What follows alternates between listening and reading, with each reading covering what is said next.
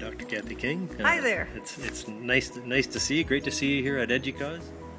So, Dr. King, if we're trying to get faculty to understand the benefits of using self-directed, providing self-directed learning opportunities for students, what would your advice be to them? Well, I think that self-directed learning, critical thinking, active learning, all of these provide a tremendous way to engage students in content more.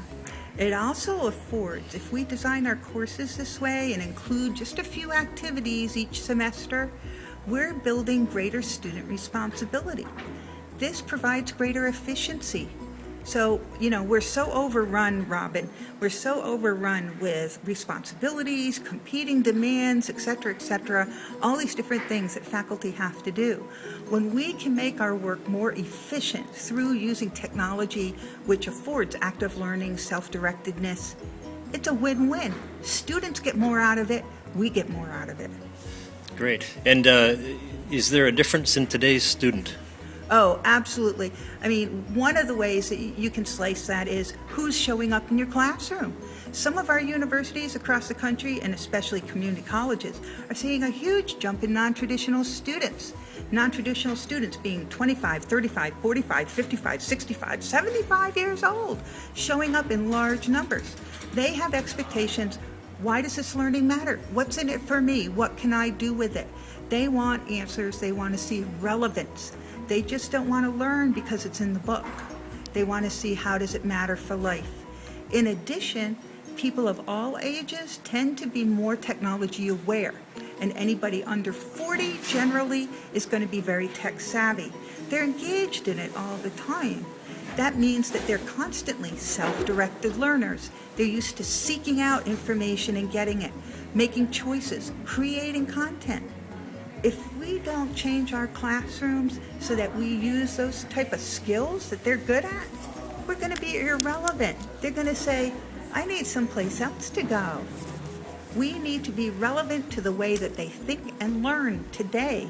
Build on that, and it's a great opportunity.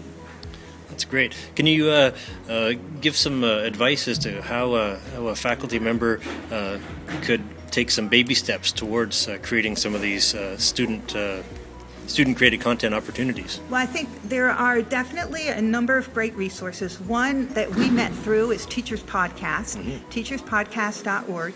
And if you check that out, then you can find through there great resources, audios as we describe how to use them, what your classroom's going to look like, how to do things differently. I also have a brand new book out, and it's called Professor's Guide to Taming Technology. Very cool book. And it's all written to help faculty say, why should I bother narrating PowerPoints? Oh, that's going to be the benefit for the student and for me. Well, how do I start? And it gives you action steps and gives you an idea of how that would fit different content areas. So it's very action-oriented. So that's another one to look for, Professor's Guide to Taming Technology.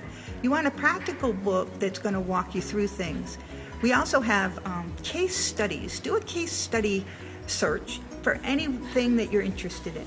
If you're interested in Articulate, which is a software program, Prezi, which is free on the web, Blackboard, any software or system that you're interested, look for faculty case study in that word, and you'll get examples of how faculty are using it. And you can look in YouTube and you can look on Google for those. And that's a really good place.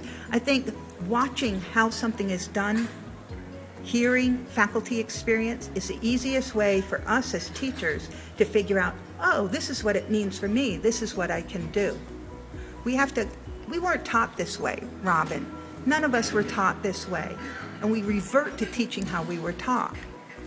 But our students are different than we were 30, 20 years ago. We have to change it up. And so if we see these new strategies in action through these videos or hear the cases, it helps us to understand this new paradigm. I think that's the best way to go about it. Another strategy, if I could offer, put together a little sharing group in your department or on your campus. Find a couple of colleagues that are also interested in moving together into the wilderness, of self-directed learning, technology, whatever it is.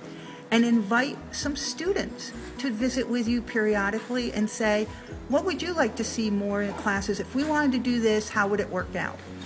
Some of my best teachers for technology are my students. And it's a great bond between us when they suggest something and then I implement it. It validates them and shows I'm still learning. That's an important model. I'm not afraid to show that. I think that's one of the greatest lessons I can give them.